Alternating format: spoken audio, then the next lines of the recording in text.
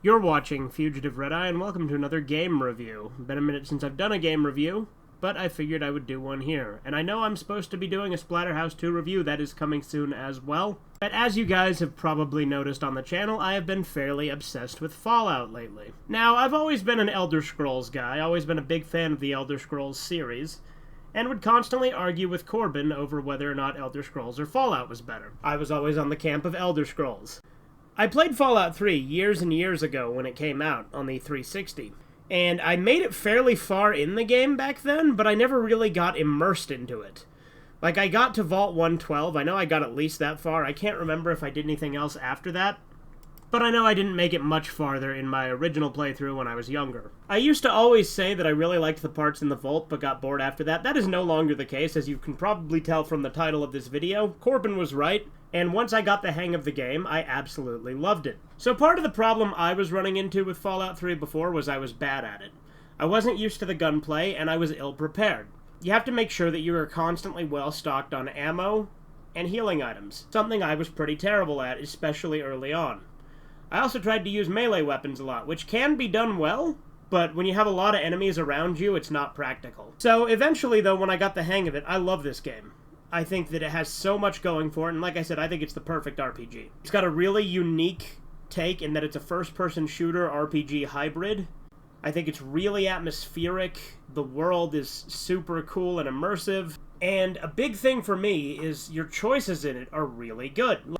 I find it interesting that a lot of New Vegas fans try to say that Fallout 3 has no choices, but I feel like the choices in Fallout 3 have been much more memorable. Now, granted, I haven't beat New Vegas yet, but I played it for quite a few hours.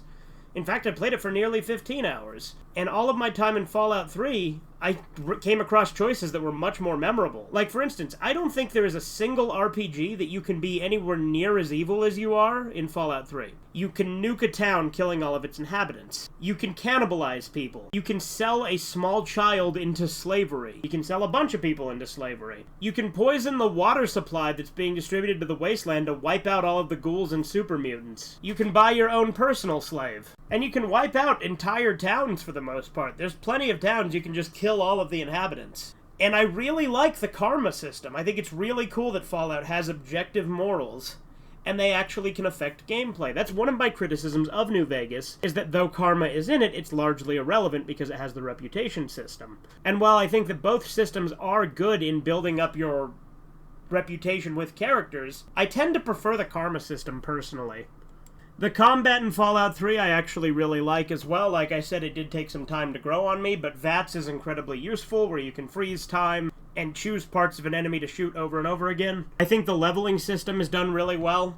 I do like that it is a standard XP system. Don't get me wrong, I like the Elder Scrolls series skill focus, but I think having it just be XP is a little bit more simple, and I like it a little better personally.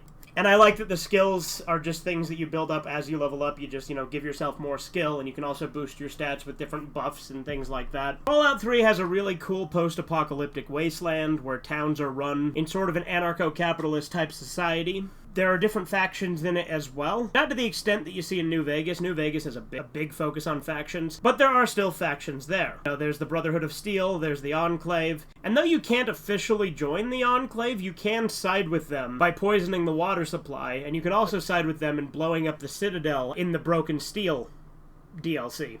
That said, the Enclave will still be hostile to you, so that doesn't really let you join them or anything, but I still think it's pretty cool that you can side with them nonetheless in that regard. Part of why I like the karma system so much is I thought it was really cool the first time I made it to Paradise Falls, and they immediately knew who I was and let me in because my infamy had spread all the way there because of all the horrible shit I had done. I also like the way the companion system works in this game. Dogmeat was my favorite companion that I had with me during this playthrough. Since I was doing an evil playthrough, I couldn't get Fox. I definitely will be going back and doing a good playthrough, partially for that reason, but also partially because I want to experience it all the other different ways by being good. Not to mention, this is one of the games I actually want to try and get all the achievements in. In addition to the base game, I did also play all of the Fallout 3 DLC, and I've liked them all. I don't think there's been a single one I've disliked. I will tell you my favorite DLC is probably the Pit. It's, gives me some severe Mad Max vibes with kind of the armor that the Raiders and stuff wear. And it's got an arena in it, so that kind of gave me, Beyond Thunderdome vibes. And I like that you can side with the Raiders in it. It's the first time it let me do that in Fallout 3, so I thought that was really cool as well.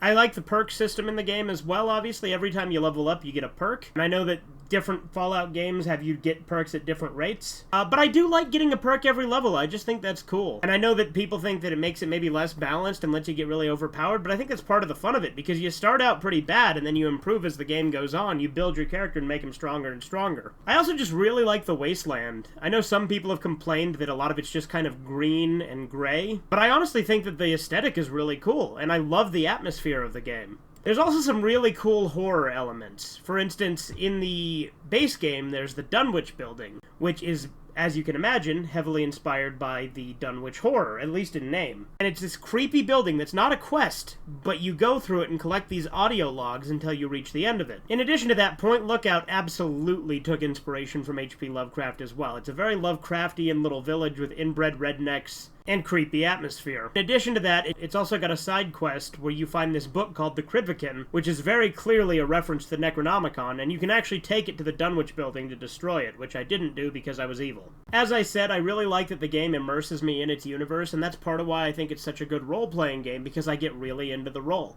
I genuinely care about this little wasteland that I've been playing in, and while I've been going around killing NPCs off-stream, I created a separate save for that because I genuinely care about the state of the wasteland I left it in last, because I genuinely really like the immersion. You can definitely still see the similarities between this game and the Elder Scrolls games in a lot of the basic layout things that are very similar structurally. You can definitely tell it was built in a similar engine, if not the same engine as Oblivion. I'm willing to bet it was the same engine, just because of how similar it is, but it's also got its own unique feel. I definitely like that you can feel that it's a Bethesda game, and that it feels like the Elder Scrolls, but also feels distinct and in its own way, its own thing. There's also all sorts of cool creatures in the wasteland, all sorts of regular animals that got irradiated and mutated into these crazy abominations. I also love all of the 50s Americana stuff. You see all the patriotic stuff and like classic 50s type stuff you see aesthetically. I really love that feel to the game as well. And of course, if we're talking about the patriotism and stuff like that, I can't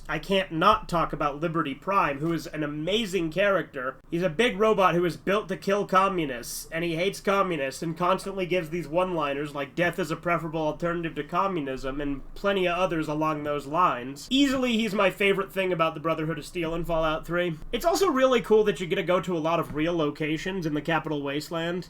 You get to see them destroyed and in various different states. I think that's really cool, too, that all the locations are based on real places. Like, you got the Washington Monument, you got the White House, you got the Lincoln Memorial. And although I wasn't the biggest fan of them at some points, the metros are pretty cool to explore as well. It's genuinely really satisfying to explore the wasteland in general. But the metros do add a sense of immersion because there are many places that are inaccessible without going through them. Again, at times this could get frustrating to me when I was trying to get to specific locations to do specific things. For instance, when I was going around killing all the super mutant behemoths, it was a pain in the ass for me to get to some of the locations because you gotta go through the metros and you gotta know which ones you're going through. However, if I were simply exploring, this would not be an issue for me because the metros themselves are genuinely cool dungeons. And again, I do like the world building that it links the different places together. Overall, the game is very satisfying to explore, it's very fun, it's immersive, and it's very cool. It was inspired by A Boy and His Dog, or just the Fallout series in general was, to be fair. But that's why I do like that I had Dogmeat with me through the last little bit of my playthrough the entire time. Because I do feel like that's the way the game is intended to be played, is you fighting alongside Dogmeat. I think it's really cool that all the Volts had all these crazy bad experiments they were doing on people, and like all of them were horrible in different ways. The Volts are very interesting. I think they're a very fascinating thing, and I'd love to explore more of them in other games. I intend to explore more in New Vegas as well. I've already explored a couple, and I'll probably do a review of New Vegas once I finish it as well. I've been enjoying it quite a bit as well. I just think I prefer Fallout 3. I just think that it's a really fun game, and if you haven't played it, you're definitely missing out. If you like Elder Scrolls and you like the other Fallout games, and you haven't played 3 for some reason, I'd recommend giving it a play. I've had a lot of fun with it. I've enjoyed the leveling up, I've enjoyed the atmosphere, I've enjoyed the skills. Mysterious Stranger is a really cool perk. Really like him. I love just how mysterious he is, and you don't really know who he is or where he's from or what his goals are. Overall, great game. I love Fallout 3, and like I said, I think it's the perfect RPG. This has been Fugitive Red Eye. Have a good one. Toodles.